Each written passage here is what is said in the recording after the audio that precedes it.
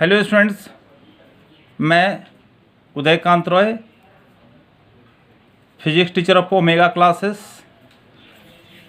आज हम लोग स्टडी करेंगे इलेक्ट्रोस्टैटिक्स, और इलेक्ट्रोस्टैटिक्स में भी मेन चैप्टर है मेन टॉपिक जो है वो इलेक्ट्रिक डाइपोल है। आप लोगों से रिक्वेस्ट है इस वीडियो को आप लाइक करें और मैक्सिमम से मैक्सिमम सब्सक्राइब करें, और उसके साथ साथ जहाँ पर भी प्रॉब्लम है आप मुझे फीडबैक दें। तो मैंने जैसा कहा, आज का टॉपिक क्या है? Electric dipole. तो इलेक्ट्रिक डाइपोल क्या है? डाइपोल नाम से ही पता चल रहा है, दो पोल। किसका पोल भाई? चार्ज का पोल। एक पॉजिटिव होगा, एक नेगेटिव होगा। तो उसके बेसिस पर ही इसको डिफाइन करते हैं कि electric dipole is a system of two charges which are equal in magnitude but opposite in nature, separated through a small distance. Opposite in nature means what? Magnitude. Suppose that this is the 10 microcoulomb, तो ये हो जाएगा -10 microcoulomb. तो length of the dipole को हम लोग लेकर चलते हैं 2a। Why we are taking the dipole length 2a। Simple a क्यों नहीं लेकर चल रहे हैं, या सिंपल r क्यों नहीं लेकर चल रहे हैं? क्योंकि बेटे देखो, आगे चल करके हाफ लेंथ ऑफ डाइपोल की ज़रूरत पड़ेगा। अगर हाफ लेंथ डाइपोल की ज़रूरत पड़ेगा तो अगर अभी a लेकर चलते तो आगे चल के a/2 करना पड़ेगा। इसका मतलब है कि कैलकुलेशन में कहीं ना कहीं आपको कॉम्प्लिकेशन आएगी। तो अपने कन्वीनियंट के लिए हम डाइपोल लेंथ को 2a, इसलिए न्यूमेरिकल में भी ध्यान में रखना है, न्यूमेरिकल के लिए भी डाइपोल लेंथ को 2a ही लेकर चलना है। एग्जाम्पल क्या हो सकता है इलेक्ट्रिक डाइपोल का? इलेक्ट्रिक डाइपोल का जैसे एग्जाम्पल हो गया आपका HCl molecule, H plus Cl minus, Na plus Cl minus. अच्छा, अब इसको सपोज करके चला जाता है, इट इज ए वेक्टर। क्या होता है? डाइपोल लेंथ को हम लोग मानकर चलते हैं वेक्टर। कह रहे हैं लेंथ, लेकिन यहाँ पर बोल रहे हैं स्मॉल डिस्टेंस। और स्मॉल डिस्टेंस ऐसे ही थोड़ा सा अपना माइंड अप्लाई करो। स्मॉल डिस्टेंस का मतलब हो गया डिस्प्लेसमेंट। तो डिस्प्लेसमेंट की बात करते हैं तो वेक्टर क्वांटिटी ऐसे ही समझो इस बात को। तो it is suppose to be vector. तो जब वेक्टर है तो इसकी डायरेक्शन क्या होगी भाई? इसकी डायरेक्शन होगा negative to positive, negative charge से टू पॉजिटिव चार्ज की तरफ। तो आप समझ में आ गया कि क्या होता है इलेक्ट्रिक डाइपोल। आपने केमिस्ट्री में भी यूज आता है इलेक्ट्रिक डाइपोल का। अब आगे देखते हैं डाइपोल मोमेंट। तो डाइपोल मोमेंट का हम लोग मेजरमेंट कैसे करते हैं? डाइपोल मोमेंट सबसे पहले है कि product of either charge and length of dipole. Product of either charge and length of dipole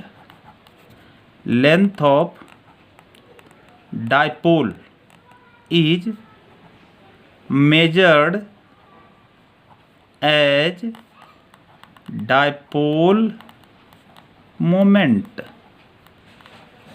अब देखो, product of either charge length of the dipole. अब डाइपोल मोमेंट एक वेक्टर क्वांटिटी होता है। Dipole moment denoted with P, dipole moment is a vector. क्या होता है? Vector होता है। तो वेक्टर, ये वेक्टर क्वांटिटी है। अब यहाँ पर देखो कि इसका मेजरमेंट होता है चार्ज और लेंथ। तो यहाँ पर देखो, चार्ज तो ऑलरेडी स्केलर क्वांटिटी है, तो इसको वेक्टर बनाने के लिए यहाँ से भी समझ सकते हो क्यों डाइपोल मोमेंट को वेक्टर बनाने, क्योंकि वेक्टर क्वांटिटी, इसको वेक्टर बनाने के लिए हम लेंथ को सपोज करते हैं। इसका कोई एक्सप्लेनेशन नहीं है, इसको सपोज करके चला जाता है ये डाइपोल ये डाइपोल लेंथ जो है एक वेक्टर का। तो dipole moment is a vector quantity है। तो इसका मैग्नीट्यूड अगर मैग्नीट्यूड के टर्म में लिखें कि मैग्नीट्यूड होगा, मैग्नीट्यूड और डाइपोल मोमेंट क्या होगा, मैग्नीट्यूड ऑफ डाइपोल मोमेंट, ये तो वेक्टर फॉर्म में लिखा हुआ है। तो मैग्नीट्यूड और dipole moment P is equal to simple हम लोग कहेंगे 2AQ। अब इससे पूछा जाए आपको कि क्या होता है इसका SI यूनिट, डाइपोल मोमेंट का SI यूनिट क्या है, तो इसका SI यूनिट होगा, चार्ज की यूनिट क्या होता है कूलम्ब, और लेंथ की यूनिट क्या होता है मीटर। हम लोग एक हाइफन लगाते हैं तो इसको कहते हैं कूलम्ब मीटर, ऐसा नहीं समझ लो सेंटीमीटर। तो इसलिए SI यूनिट डाइपोल मोमेंट का क्या हो गया कूलम्ब मीटर। अब देखो अगर इसका पूछा जाए कि CGS यूनिट क्या है, CGS यूनिट, कि CGS यूनिट क्या है, तो कूलम्ब का जैसा आपको पता है कि स्टैट कूलम्ब होता है, CGS यूनिट क्या होता है स्टैट कूलम्ब, और मीटर का हो गया क्या चीज़ सेंटीमीटर। अब इसी से अगर आपसे पूछा जाए कि कभी कोई कॉम्पिटिटिव एग्जामिनेशन में आता है कि इसका डायमेंशन क्या होगा, कि what will be the dimension of dipole moment, dimension of dipole moment. तो आपको कैसे, जब ये चार्ज है तो चार्ज का डायमेंशन क्या होता है, चार्ज का डायमेंशन हो गया AT, और लेंथ का डायमेंशन क्या होता है L, इसलिए क्या हो गया ATL। तो इसका हो गया डाइपोल मोमेंट का यह डायमेंशन आ गया। अब हम लोग देखेंगे कि इलेक्ट्रिक फील्ड इंटेंसिटी का फार्मूला ऑलरेडी आपको पता है कि इलेक्ट्रिक फील्ड इंटेंसिटी का फार्मूला क्या होता है, electric field intensity, electric field intensity due to point charge, due to point charge at a distance, at a distance. तो क्या होता है at a distance, at a distance है KQ/R², KQ/R²। लेकिन यहाँ पर हमें पढ़ना है electric field intensity due to dipole, electric field intensity due to dipole. देखो electric field intensity due to dipole. तो इसका दो केस है, पहला केस है एक्सियल फॉर्म, क्या होता है पहला एक्सियल फॉर्म, और दूसरा केस होता है equatorial form, equatorial form. Axial form का मतलब होता है ऑन एक्स एक्सिस, और इक्वेटोरियल फॉर्म का मतलब होता है ऑन वाई एक्स। आज हम लोग इस वीडियो में ओनली एक्सियल फॉर्म के बारे में डिस्कस करेंगे। तो एक्सियल फॉर्म में अगर देखा जाए कि axial form electric field intensity due to dipole in axial form. देखो एक्सियल फॉर्म ऑलरेडी आपको बता चुके हैं कि पॉइंट चार्ज, एक सिंगल चार्ज से तो हम लोग जानते हैं electric field intensity at a distance KQ/R² होता है। और डाइपोल जो होता है दो चार्ज का सिस्टम है, एक प्लस Q चार्ज हो गया, एक माइनस Q चार्ज हो गया। तो प्लस Q चार्ज और माइनस Q चार्ज, और ये भी डाइपोल है, इसका लेंथ हम लोग 2a लेकर चलते हैं। आगे मैंने बताया था कि length of the dipole 2a क्यों लेते हैं, क्योंकि आगे चल करके हाफ लेंथ ऑफ डाइपोल, तो इसका हाफ लेंथ अगर कर दें तो ये भी a हो गया, ये भी a हो गया ओरिजिन। एक्सियल फॉर्म में निकालना है, मान लीजिए इस पॉइंट पर एक्स एक्सिस ये हो गया एक्सियल और ये होता है इक्वेटोरियल फॉर्म। तो P पॉइंट पर अगर निकालना हो तो पहले हम लोग क्या करते हैं, सिंपल सी बात, individual charge plus Q charge और माइनस Q चार्ज से हम निकालेंगे, और उसके बाद हम वहाँ पर सुपरपोजिशन प्रिंसिपल लगा देते हैं, रिजल्टेंट निकाल देते हैं। तो मान लिया इसका डिस्टेंस जो है r है, p का डिस्टेंस जो है सेंटर ऑफ डाइपोल से r है। तो जैसा मैंने कहा कि लेंथ ऑफ डाइपोल हमने मान लिया, लेंथ ऑफ डाइपोल हमने लेकर चला 2a, और हमें निकालना है कि we have to find short form में इसको कहते हैं electric field intensity, electric field intensity at point P। तो क्या करते हैं, पहले प्लस क्यू चार्ज से निकालते हैं कि electric field intensity at point P due two plus Q charge से पहले निकालते हैं। Plus Q charge place at point A, तो इसको हम लोग सिंबल में लिखते हैं EA। तो क्या हो जाएगा, फार्मूला आपको पता है, K मैग्नीट्यूड में लेते हैं R स्क्वायर, A से P का डिस्टेंस, तो AP का स्क्वायर हो जाएगा, means KQ R plus A का होल स्क्वायर।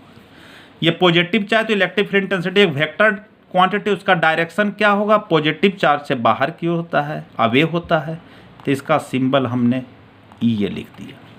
तो एलोंग हो गया A से P, A टू P बाहर की ओर। अब उसी तरह से निकालते हैं, सिमिलरली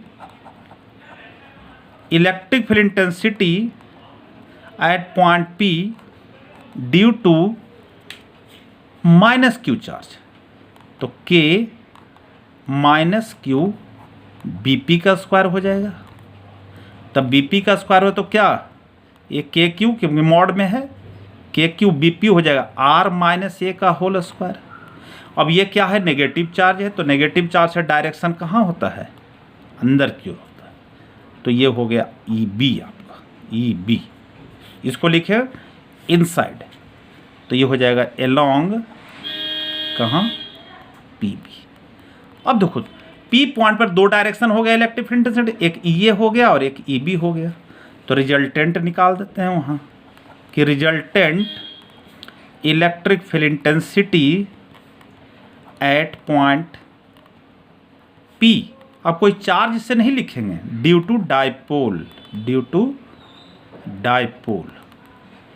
अब देखो ऐसे ही अगर आपसे कहा जाए किसका मैग्नीट्यूड ज़्यादा होगा, अपोजिट डायरेक्शन में, दोनों का ऐसे भी समझो, दोनों के बीच का एंगल कितना हो गया, 180 डिग्री हो गया, तो अपोजिट है।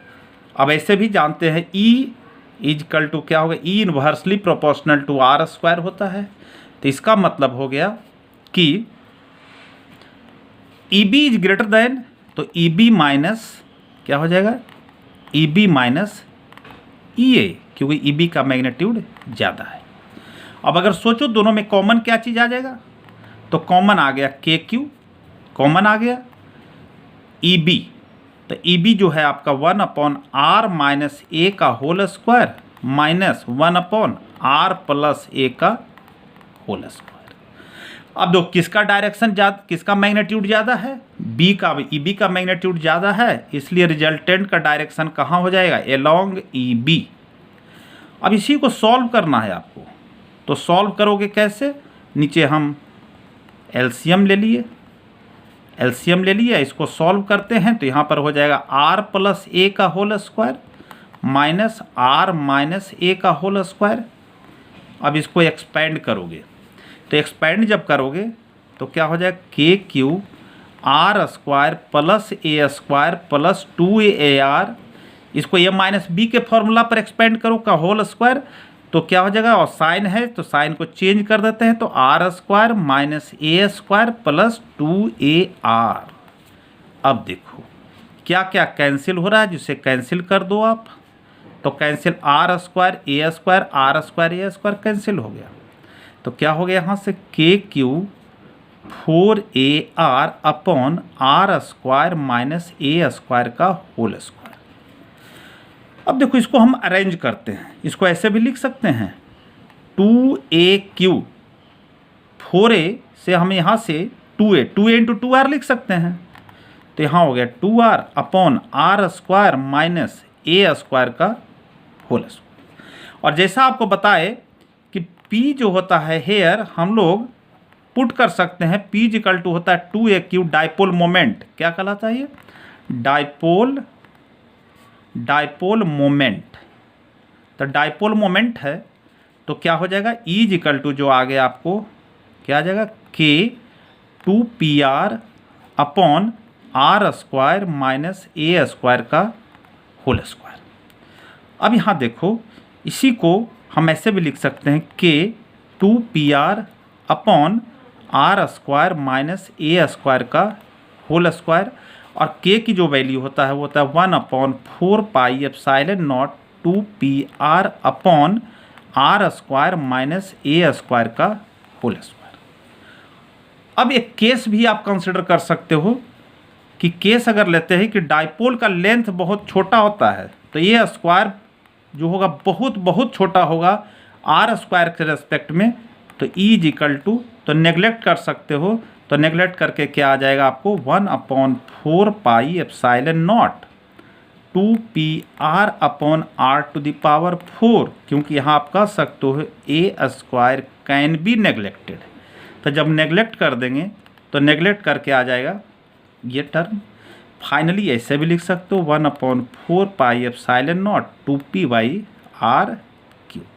तो ये हो गया, रिजल्ट आया electric dipole due to electric field intensity electric dipole on X axis.